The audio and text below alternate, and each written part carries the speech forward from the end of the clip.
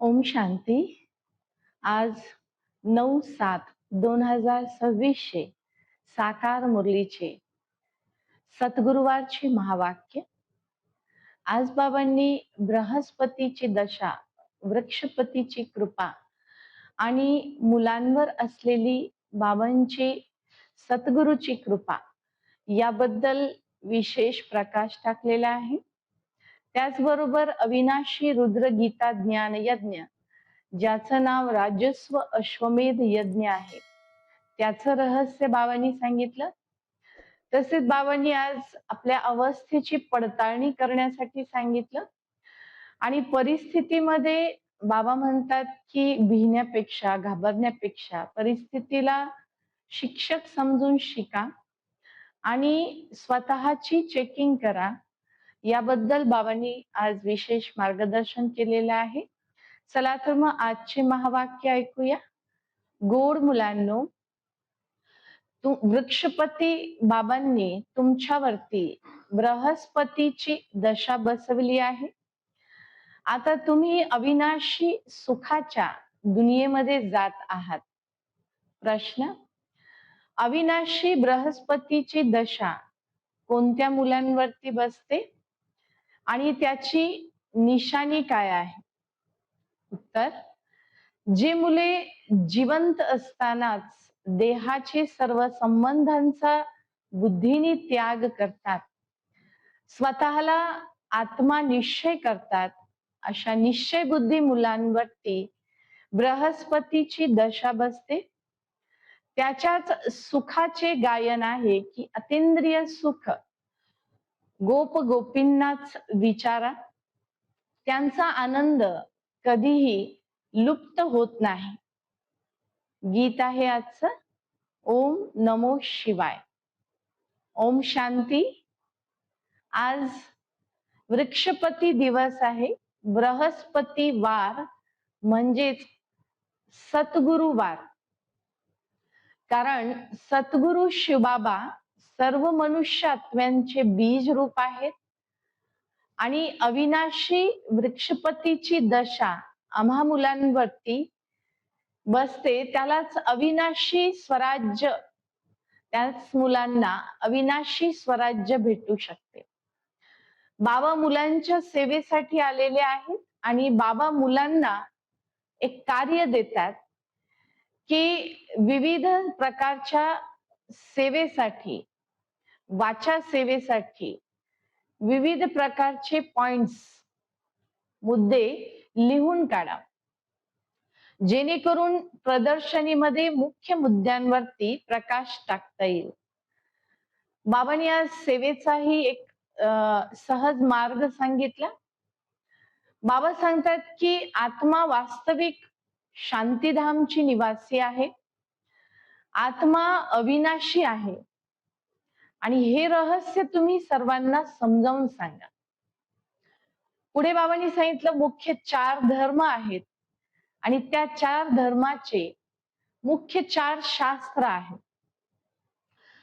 परंतु बाबांनी आज एक रहस्य सांगितलं की त्रेतायुगानंतर द्वापर युग आणि त्रेतायुग याच्या मध्ये जो संगम आहे, तर इस्लाम धर्म तिथे आला असं म्हणता येत नाही. कारण बाबांनी आज स्पष्ट सांगितलं की त्रेतायुगाचा जो आणि द्वापरचा जो संगम आहे, तिथे लगेच इस्लाम धर्म सुरू होईल असं नाही. काही दिवसानंतर, काही वर्षानंतर.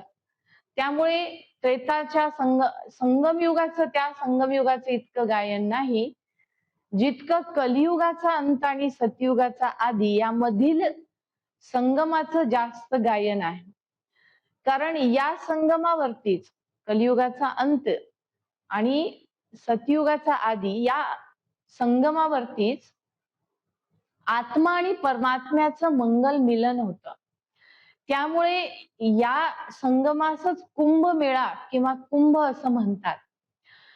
कारण संगम होणे आणि आत्म्याचं उत्थान होणे त्याचं गायन केलं जाईल. इथे जिवंतपणे मरण्याचा सराव करायचा आहे.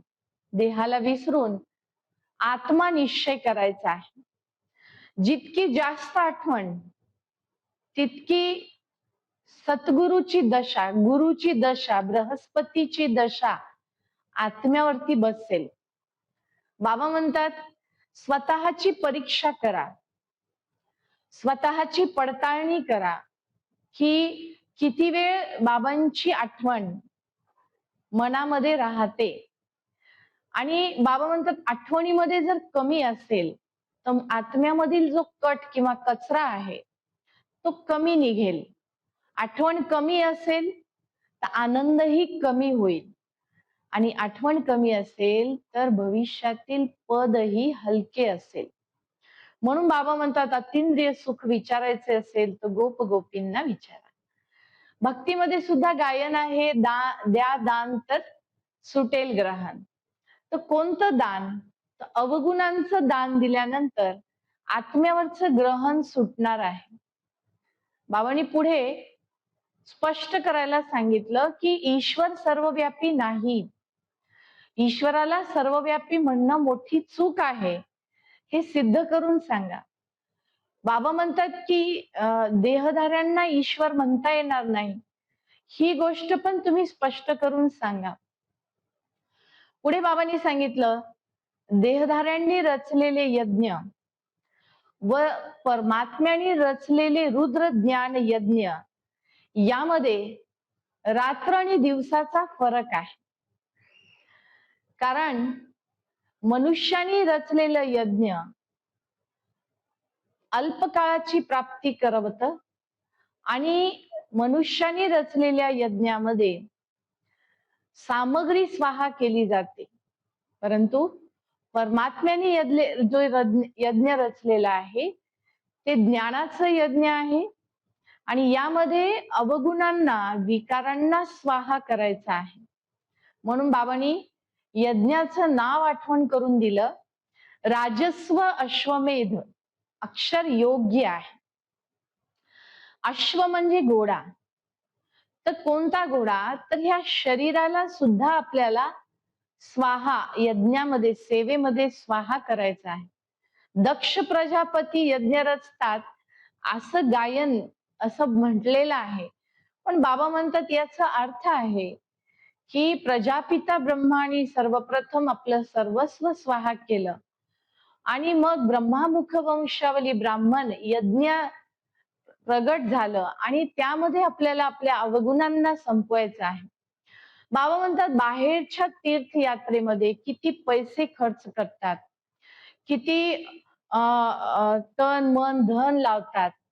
आता इथे तर बाबा म्हटले दान करण्याची गोष्टच नाही, इथे आपल्याला स्वतःलाच परिवर्तन करण्याची गोष्ट आहे.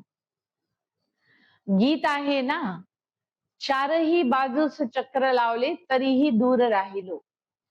तर बाबा म्हणतात हरिद्वार मध्ये गंगेच्या किनारी गेले, गंगा स्नान केलं, जगन्नाथ मंदिरामध्ये जाऊन सुद्धा जर पाहिलं तर बाबा म्हणतात काळी मूर्ती आहे, बाहेर देवांचे विचित्र चित्र आहेत, आणि देवता विकारी कधी बनले हे कुणासही माहित नाही, फक्त चित्र दाखवलेले आहे.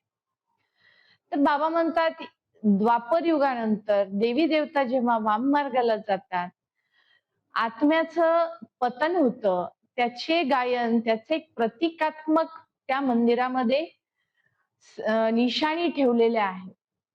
म्हणून बाबा सांगतात काय त्यांना त्याचा अर्थ माहिती नाही, तुम्हाला तर माहित आहे ना. दिलवाडा मंदिरात जर गेलं तर वर स्वर्गाचा सीन दाखवलेला आहे, आणि खाली तपस्या करताना दाखवलेले आहे. तर बाबा म्हणले ह्या वास्तविक पाहता तुम्ही आहात तपस्वी, तुमचं यादगार दिलवाडा मंदिर आहे. आत्म्याची ज्योत जेव्हा जागृत होते तेव्हा स्वर्गामध्ये जाण्याच्या योग्य आत्मा बनते. पण स्वर्ग उच्च अवस्थेला दाखवलेला असल्यामुळे स्वर्ग त्या मंदिरात सुद्धा छतामध्ये दाखवलेला आहे.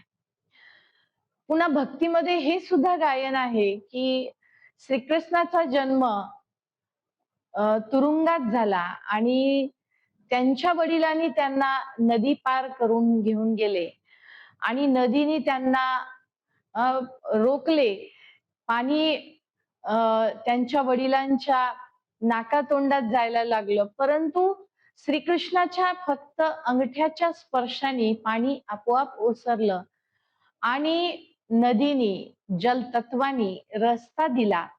तर बाबा म्हटले हे सर्व गायन तुमचं आहे. बाबा म्हटले भक्तीमध्ये फक्त लिहिलं, परंतु याचा अर्थ कुणीही जाणला नाही. मानसरोवर पण दाखवतात की मनुष्य आज खूप दुःखी आहे. माणसावर खूप दुःख विघ्न येतात, साधूंचा जाऊन संग करतात. बाबा म्हणले स्वतःचे कल्याण करायचे असेल तर आपल्या जवळ पण आपला स्वतःचा हिशोब ठेवा. किती आपण परिवर्तन झालो, किती आपल्या स्वतःचे बाबांसोबत बुद्धीचं कनेक्शन आहे, कोणत्या विकाराद्वारे किंवा कोणत्या कर्मेंद्रियाद्वारे आपण नापास होत आहोत. बाबा म्हटले की शिक्षा देऊन किंवा सजा देऊन तूप रोटी जर खाऊ घातली तर काय फायदा? हलके पद मिळेल, धर्मराजाची सजा खावी लागेल. आज बाबांनी खूप विस्तृत विश्लेषण याचं केलेलं आहे. शिक्षेपासून वाचण्यासाठी आपली अवस्था बघा. बाबांनी आज खूप महत्वाचा पॉइंट हा सांगितलेला आहे. बाबा म्हणले तुम्ही व्यापारी आहात, इथे पैशाची गोष्ट नाही, बाबांसोबत ज्ञानाची देवाणघेवाण करायची आहे. बाबा इथं गोरं बनवण्यासाठी आलेले आहे. जर आपण पुरुषार्थ नाही केला, गोंधळात राहिलो किंवा धम्मचक्र मचवलं, दुसऱ्यांनाही गोंधळात पाडलं तर पद भ्रष्ट होईल. या सर्व गोष्टींचं विस्तृत विश्लेषण आज बाबांनी महावाक्यांमध्ये केलेलं आहे. अच्छा, गोड गोड मुलांप्रती, खूप दिवसापासून दूर झालेल्या पुन्हा येऊन भेटलेल्या मुलांप्रती मात पिता बापदादांची सुमधुर आठवण, सुप्रभात आणि नमस्ते. आपणही म्हणायचे आत्मिक पित्यास, आत्मिक मुलांची नमस्ते नमस्ते. धारणेसाठी प्रथम पॉइंट, आपल्या अवस्थेची पडताळणी स्वतःच करा. आपल्या कल्याणासाठी रोज वहीमध्ये लिहा, ज्यात आठवणीचा पण चार्ट लिहा. दुसरा पॉइंट, बेहदच्या पित्याशी खरा खरा व्यापार करा. आपले तन मन धन बाबांच्या हवाले करून 21 जन्माचे प्रालब्ध घेऊन टाका. निश्चय बुद्धी बनून आपले स्वतःचे कल्याण करा. आजचं वरदान, आनंदासोबत शक्तीस धारण करून विघ्नांना पार करणारे विघ्न विनाशक भव. जे मुले जमा करायचे जाणतात ते शक्तिशाली बनतात. जर आत्ता कमवले आणि आताच ते वाटून टाकले लगेच, तर स्वतःमध्ये जर सामावले नाही तर शक्ती राहत नाही. म्हणून खुशी सोबत शक्ती असेल तर विघ्नजीत बनाल. लगनमुळे डिस्टर्बन्स होणार नाही, आपणही डिस्टर्ब होणार नाही आणि दुसऱ्यांनाही करणार नाही. त्यांच्या चेहऱ्यातून खुशीची झलक दिसेल, तसेच शक्तीचीही झलक दिसेल. आजचा सुविचार आहे, परिस्थितीत घाबरण्यापेक्षा त्यांना शिक्षक समजून पाठ शिका.